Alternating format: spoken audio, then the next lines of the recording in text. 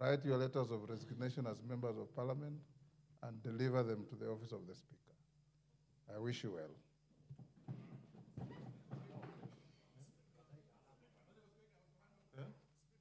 Wandayi can now hand over to Junet without much drama.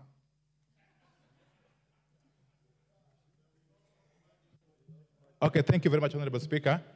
My singular duty now really is to do the handover, but I'd reserved this other aspect to this particular moment to heartily thank the people of Ugunja for having bestowed on me the honor of electing me 3 consecutive times to serve them, indeed as their maiden MP. I want to pray that the Almighty God guides the people of Ugunja in identifying my successor moving forward.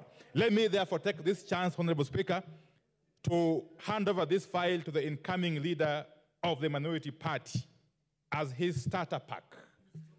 It carries, among other items, a brief detailing of the pending business in this House and the business that came from this House but is now pending in the Senate. The pending business in the pack includes 8 bills conceived by the National Dialogue Committee, NADCO, for consideration by Parliament, which are currently at different stages in the 2 houses. I wish to acknowledge that the IBC Amendment Bill 2024 has since been assented to and is now law. I urge the House to fast-track the consideration of the remaining bills so as to ensure that all the issues of concern that were presented to the NADCO by the people of Kenya are comprehensively addressed. Thank you very much. Karibu sana. Thank you, honorable members. That ends that session of order.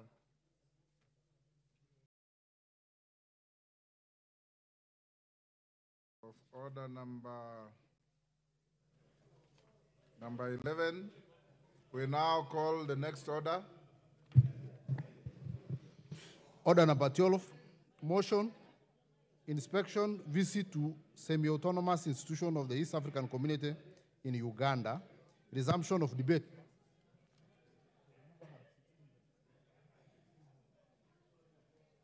Honorable members, at order number 12, the mover has 16 minutes to go. Honorable, yes, I can see her. Come.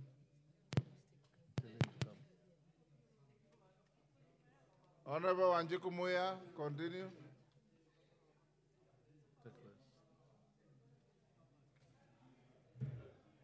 Thank you, Honorable Speaker, and allow me to take this opportunity on my own behalf and on behalf of my Committee of Regional Integration to congratulate our 2 colleagues, Honorable Bandi and Honorable Wandayi.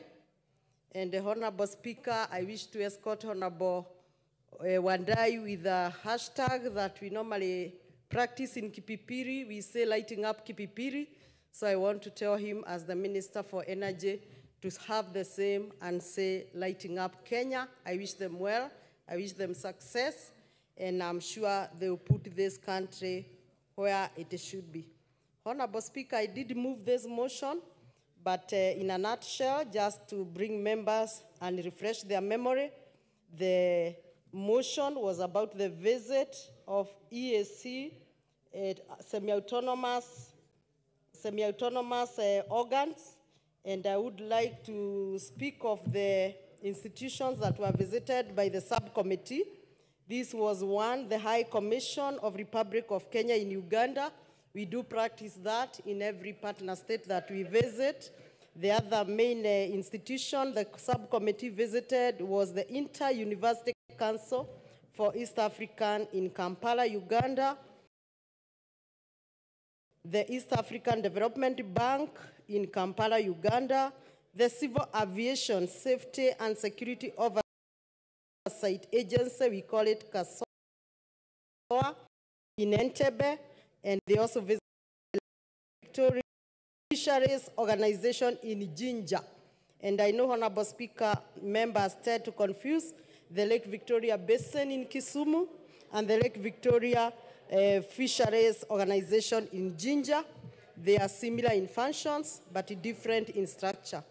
Honorable Speaker, the purpose of this visit was basically to appreciate the operation of EAC organs that provide service in the facilitation of EAC integration, also to establish the basis for awareness creation in EAC region on the role of the Parliament in the integration process. The other purpose is also to enhance the mutual relationship and sustainable networking between the National Assembly and the EAC organs and institutions, and also to get feedback and recommendations of these institutions, organs, on areas of policy support and advocacy which may be required from the National Assembly. Honorable Speaker, the committee did make several observations, and then among them, the committee found that lack of legal framework for the elimination of NTBs due to the delay in the finalization of the amendment of the EAC elimination of NTBs, the Non-Tariff Barriers Act of 2017, and its regulation is still putting the EAC back in terms of integration. Honorable Speaker, the intra-trade in EAC for a number of years has constantly remained low. It is estimated about 10%, while international trade is rising to almost 90%. This shouldn't be the case because we should trade with each other more, noting that we are close to 500 million citizens, especially after DRC Congo joined the community.